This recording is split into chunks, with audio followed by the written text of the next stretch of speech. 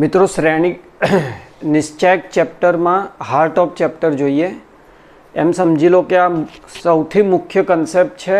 આને આધારિત બોર્ડમાં પ્રશ્ન આવશે જ, રાઈટ. એટલે આપણે આનો વિડીયો લેક્ચર બનાવી રહ્યા છીએ, તમે વારંવાર રિપીટ કરી શકો એ માટે. શ્રેણિકનો સહ અવયવત શ્રેણિક.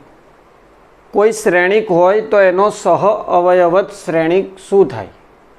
જોયું, આ એક રિલેટિવ કન્સેપ્ટ છે. કોઈ શ્રેણિક આપે તો એનો સહ અવયવ મળે, એટલે એને કહેવાય એડજોઇન ઓફ એ મેટ્રિક્સ. ધારો કે એનો સહ અવયવ શ્રેણિક, એને એડજોઇન એ કહેવાય. એનો સહ અવયવ શ્રેણિક, એને એડજોઇન એ કહેવામાં આવે. આ સહ અવયવત શ્રેણિક એ સાપેક્ષ કન્સેપ્ટ છે. સાપેક્ષ કન્સેપ્ટ છે એટલે કોઈ શ્રેણિક આપશે તો એનો સહ અવયવ મળશે. એનો સહ અવયવ એડજોઇન એ, બીનો સહ અવયવ એડજોઇન બી. હવે આ એડજોઇન કેવી રીતે મળી શકે? તો પહેલું સ્ટેપ, ચોરસ શ્રેણિક એટલે ચોરસ શ્રેણિક હોવો જોઈએ. ચોરસ શ્રેણિક એમાં દરેક ઘટકના સ્થાને તેમના સહ અવયવ મૂકો. કોઈ શ્રેણિક આપ્યો છે, એનો એડજોઇન ફાઇન્ડ કરવો છે, તો તમે દરેક ઘટકના સ્થાને શું કરો? એના સહ અવયવ મૂકો. ત્યારબાદ તેનો પરિવર્તક લો. પરિવર્તક લેતા એનો એડજોઇન મળે.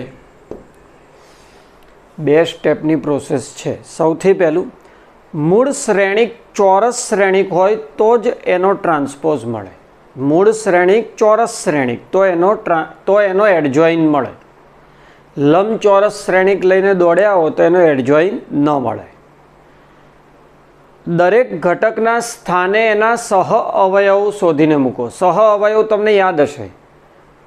સહ અવયવ એટલે -1 હારનો નંબર પ્લસ સ્તંભનો નંબર ગુણ્યા ઘટકનો ઉપનિશ્ચાયક. ભાઈ, શ્રેણિકમાં કોઈ પણ ઘટકનો સહ અવયવ એટલે -1 હારનો નંબર પ્લસ સ્તંભનો નંબર ગુણ્યા તેનો ઉપનિશ્ચાયક. તો દરેક ઘટકના સ્થાને એના સહ અવયવ મૂકો. મળતા શ્રેણિકનો ટ્રાન્સપોઝ લો, પરિવર્તક લો, એટલે કે એમાં હારને સ્તંભમાં ફેરવો તો તમને એનો એડજોઇન મળે. ફોર એક્ઝામ્પલ, આ શ્રેણિક એ છે. આ શ્રેણિક એ છે તો દરેક ઘટકના સ્થાને એનો પહેલાં એડજોઇન મૂકો. માન લો A11 નો એડજોઇન કેપિટલ A11 છે. દરેક ઘટકના સ્થાને એનો એડજોઇન મૂકો.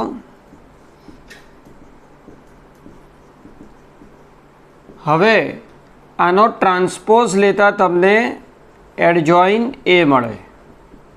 ચલો, આનો ટ્રાન્સપોઝ લઈએ એટલે શું થશે? હાર સ્તંભમાં ફેરવાશે.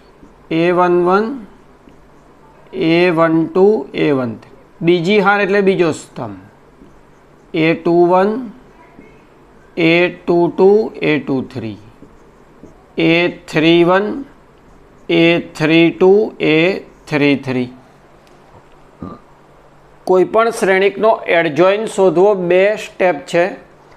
દરેક ઘટકનો સહ અવયવ શોધો અને પછી એનો ટ્રાન્સપોઝ લઈ લો. દરેક ઘટકના બદલે એનો સહ અવયવ શોધીને મૂકો, પછી એનો ટ્રાન્સપોઝ લો, રાઈટ. તો તમને એડજોઇન મળી જાય. આ થયો 3x3 નો એડજોઇન. 2x2 શ્રેણિક હોય તો એનો પણ એડજોઇન આ જ રીતે મળે.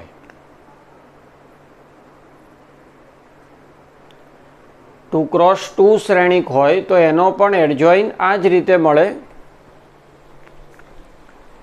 કોઈ 2x2 શ્રેણિક છે તો એનો એડજોઇન આ રીતે મળે, પણ એમાં ટૂંકી રીત પણ છે. દ્વિહાર શ્રેણિક હોય, દ્વિહાર શ્રેણિક, તો એનો એડજોઇન યાદ રાખજો. એમાં એડજોઇન શોધવા. અગ્ર વિકર્ણના ઘટકોની અદલા બદલી કરો. અગ્ર વિકર્ણના ઘટકોની અદલા બદલી અને પ્રતિવિકર્ણના ચિહ્ન બદલો. પ્રતિવિકર્ણના ચિહ્ન બદલો. કોઈ દ્વિહાર શ્રેણિક છે એનો એડજોઇન શોધવા. અગ્ર વિકર્ણના ઘટકોની અદલા બદલી, પ્રતિવિકર્ણના ચિહ્ન બદલો. ચિહ્ન બદલો એટલે ધન હોય તો ઋણ કરો, ઋણ હોય તો ધન કરો. ફરીથી, દ્વિહાર નિશ્ચાયકનો એડજોઇન મોઢે જ શોધી શકાય. દ્વિહાર નિશ્ચાયકનો એડજોઇન શોધવા અગ્ર વિકર્ણના ઘટકોની અદલા બદલી અને પ્રતિવિકર્ણના ચિહ્ન બદલો. રાઈટ. જેમ કે આ એક શ્રેણિક છે તો આનો એડજોઇન શું થાય? અહીંયા રફમાં લખું છું. આનો એડજોઇન શું થશે? અગ્ર વિકર્ણના ઘટકોની અદલા બદલી, પ્રતિવિકર્ણના ચિહ્ન બદલો. તો આ જે મળ્યો એ આનો એડજોઇન થશે. રાઈટ. એટલે દ્વિહાર નિશ્ચાયકમાં એડજોઇન સરળ રહેશે. માન લો કોઈ શ્રેણિક n ક્રોસ n છે, કોઈ શ્રેણિક n ક્રોસ n, તો એના એડજોઇનનો નિશ્ચાયક શું થાય? જો કોઈ શ્રેણિક n ક્રોસ n હોય તો એના એડજોઇનનો નિશ્ચાયક બરાબર એના નિશ્ચાયકની n-2 ઘાત. કોઈ શ્રેણિક n ક્રોસ n છે, સોરી n-1 ઘાત. કોઈ શ્રેણિક n ક્રોસ n છે તો એડજોઇન એનો નિશ્ચાયક એટલે એના નિશ્ચાયકની n-1. માનો 3 ક્રોસ 3 છે તો એડજોઇન એનો નિશ્ચાયક એટલે એના નિશ્ચાયકની 2 ઘાત, એના નિશ્ચાયકનો સ્ક્વેર. બીજું એ ગુણ્યા એડજોઇને, એડજોઇને ગુણ્યા એ બરાબર એનો નિશ્ચાયક ગુણ્યા i થાય. બહુ કામનું પરિણામ. એ ગુણ્યા એડજોઇને, એડજોઇને ગુણ્યા એ બરાબર એનો નિશ્ચાયક ગુણ્યા i. એ ગુણ્યા એડજોઇને, એડજોઇન એ ગુણ્યા એ બરાબર એનો નિશ્ચાયક ગુણ્યા i. એકમ શ્રેણિક. હવે હાર્ટ ઓફ ચેપ્ટર એનો વ્યસ્ત શ્રેણિક. આપણે શ્રેણિક ચેપ્ટરમાં વ્યસ્ત ક્રિયાઓથી શોધ્યો. શ્રેણિક ચેપ્ટરમાં આપણે વ્યસ્ત શોધ્યો પણ ક્રિયાઓથી, અહીંયા સૂત્રથી વ્યસ્ત મળે. એનો વ્યસ્ત શ્રેણિક એ ઇન્વર્સ થાય. એનો વ્યસ્ત શ્રેણિક શું થાય? એ ઇન્વર્સ બરાબર 1 નિશ્ચાયક એ ગુણ્યા એડજોઇને. એનો વ્યસ્ત શ્રેણિક એ ઇન્વર્સ બરાબર 1 નિશ્ચાયક એ ગુણ્યા એડજોઇને. એનો વ્યસ્ત શ્રેણિક એ ઇન્વર્સ એટલે 1 નિશ્ચાયક એ ગુણ્યા એડજોઇને. શ્રેણિકનો વ્યસ્ત ક્યારે મળશે? એનો નિશ્ચાયક છેદમાં છે એટલે નોટ ઇક્વલ ટુ 0 હોવો જોઈએ. એટલે વ્યસ્ત મળેની શરત એનો નિશ્ચાયક નોટ ઇક્વલ ટુ 0. જો એનો નિશ્ચાયક નોટ ઇક્વલ ટુ 0 તો વ્યસ્ત મળે તો એને સામાન્ય શ્રેણિક કહેવાય. એનો નિશ્ચાયક 0 તો વ્યસ્ત ન મળે તો એને અસામાન્ય શ્રેણિક કહેવાય. અને એ ઇન્વર્સનો નિશ્ચાયક એટલે 1 એનો નિશ્ચાયક. એ ઇન્વર્સ નિશ્ચાયક એટલે 1 એનો નિશ્ચાયક. રાઈટ. ચલો આપણે આ શ્રેણિક એ આપેલ છે તો એનો વ્યસ્ત શ્રેણિક શોધીએ. વ્યસ્ત શ્રેણિક શોધીશું તો એમાં બધું જ આવી જશે. વ્યસ્ત શ્રેણિક આપણે શોધીશું એટલે એની અંદર બધું જ આવી જશે. એડજોઇન પણ આવી જશે. આ શ્રેણિક એ આપ્યો છે એનો વ્યસ્ત શોધો. વ્યસ્ત શોધવાનું પહેલું સ્ટેપ, શરત ચેક કરો. શું શરત છે વ્યસ્ત મળે એની? એનો નિશ્ચાયક નોટ ઇક્વલ ટુ 0. એટલે પહેલું એનો નિશ્ચાયક શોધો. પહેલું કામ એનો નિશ્ચાયક શોધો. નોટ ઇક્વલ ટુ 0 તો વ્યસ્ત મળે. રાઈટ. એનો નિશ્ચાયક મળી ગયો.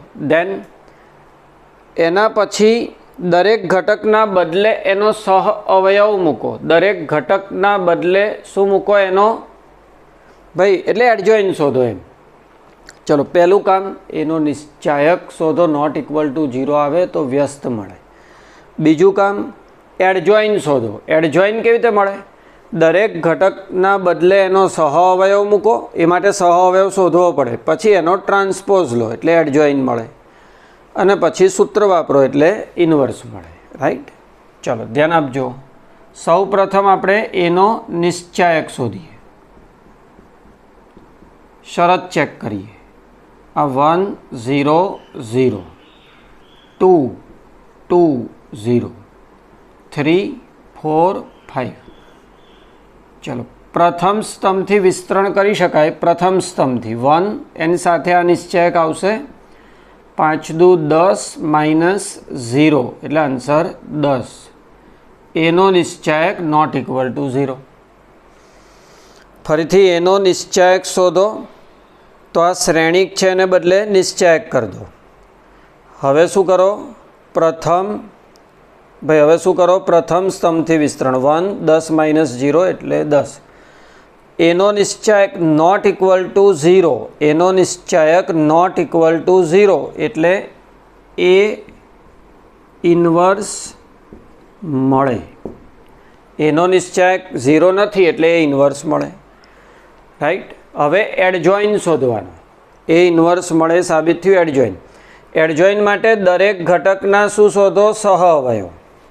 દરેક ઘટકના સહ અવયવ. જેમ કે પહેલો આનો સહ અવયવ, આ ઘટકનો સહ અવયવ. સહ અવયવ શું હોય? વિસ્તરણનું ચિહ્ન. વિસ્તરણનું ચિહ્ન આટલાનું માઇનસ, બાકી બધાનું પ્લસ. અંડરલાઇન કરી એનું માઇનસ, બાકી બધાનું પ્લસ, એટલે આ પ્લસ. અને આનો ઉપનિશ્ચાયક એકવાર લખું 2 4 0 5 એટલે આ 10. A11 છે એનો સહ અવયવ 10. એ રીતે A12 બોલાનું વિસ્તરણનું ચિહ્ન માઇનસ. વિસ્તરણનું ચિહ્ન માઇનસ અને ઉપનિશ્ચાયક 0 0 4 5 0 0 4 5 એટલે વિસ્તરણ 0. A13 આનું વિસ્તરણનું ચિહ્ન પ્લસ, આ 0 0 2 0 એટલે આન્સર આવશે 0. હવે હું સીધું લખીશ આનો સહ અવયવ. બોલો આનું વિસ્તરણનું ચિહ્ન માઇનસ, ઉપનિશ્ચાયક આ થશે 10 માઇનસ 0 એટલે માઇનસ 10. આનું વિસ્તરણનું ચિહ્ન પ્લસ, ઉપનિશ્ચાયક 5 માઇનસ 0 એટલે 5. આનું વિસ્તરણનું ચિહ્ન માઇનસ, ઉપનિશ્ચાયક 1 2 0 0 એટલે કે 0. આનું વિસ્તરણનું ચિહ્ન પ્લસ 8 માઇનસ 6 એટલે 2. આનું વિસ્તરણનું ચિહ્ન માઇનસ 4 માઇનસ 0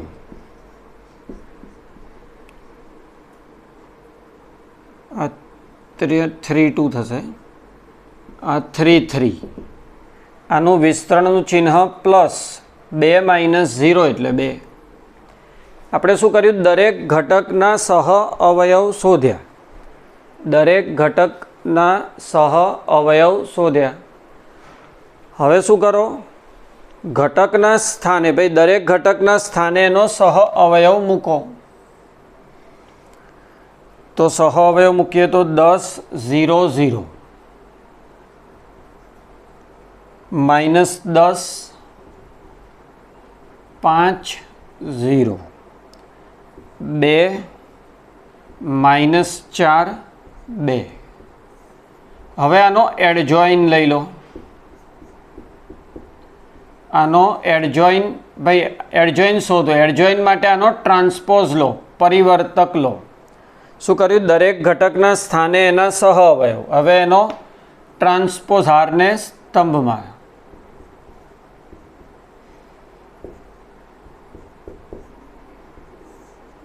તો આ એડજોઇન મળ્યું. હવે એ ઇન્વર્સ મળી જશે. એ ઇન્વર્સ એટલે 1 અપોન નિશ્ચાયક એ ઇન્ટુ એડજોઇન. એનો નિશ્ચાયક કેટલો છે? 10. એડજોઇન છે 10 0 0 માઇનસ 10 5 0 2 માઇનસ 4 2. આને 10 વડે ભાગો. 1 0 0 માઇનસ 1 1/2 0 1/5 -2/5 1/5. તો આ માગેલ વ્યસ્ત શ્રેણી થાય, રાઈટ. તો આપણે વ્યસ્ત શોધવાની એક મેથડ જોઈ.